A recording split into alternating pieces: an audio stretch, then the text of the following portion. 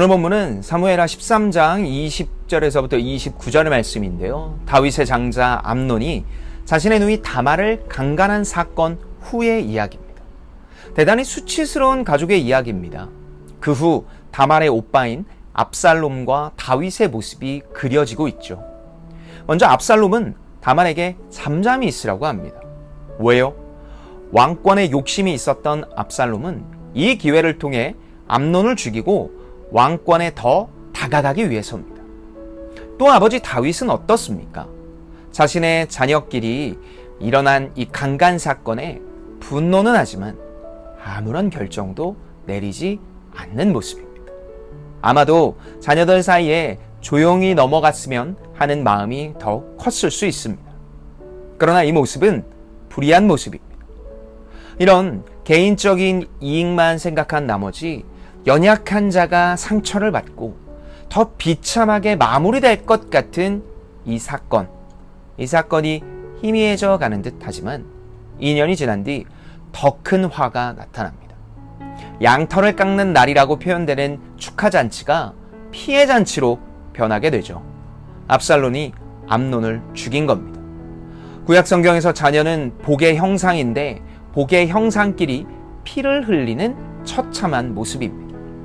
왜 그렇게 됐을까요? 이렇게 된 이유는 불의한 침묵 때문입니다. 하나님의 말씀을 기준으로 정확한 결정을 내렸어야 했는데 다윗은 분노만 냈고 아무런 결정을 내리지 않았습니다. 사무엘서가 쓰여진 목적은 분열 왕국의 원인을 말하기 위해서입니다.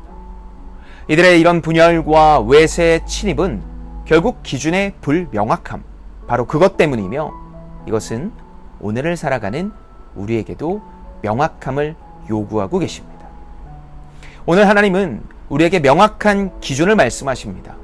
아직도 희미한 기준선을 더 명확히 세워 선명하게 하나님을 따라야 됩니다. 회사에서도 학교에서도 가족 사이에서도 우리가 그리스도인임을 명확하게 하지 않으면 불의한 침묵으로 더 큰 화를 당할 뿐입니다. 그렇게 명확한 삶을 통해 하나님의 마음을 시원케 하는 우리가 되기를 예수님의 이름으로 축복합니다. 사랑의 하나님 아버지, 오늘 우리에게 새 날을 허락하시고 말씀을 듣게 하셨습니다.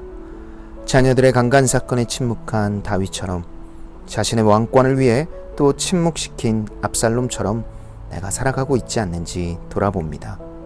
불의한 이 땅에서 조금 더 선명하게 하나님의 뜻을 지키며 순종하는 우리가 되게 하여 주시옵소서. 그렇게 살아가 온전히 주님의 길을 걷는 오늘의 우리들이 되게 하여 주시옵소서. 그렇게 오늘도 인도하실 주님을 기대하며 이 모든 말씀 주 예수 그리스도의 이름으로 기도합니다. 아멘. 내일 봐요.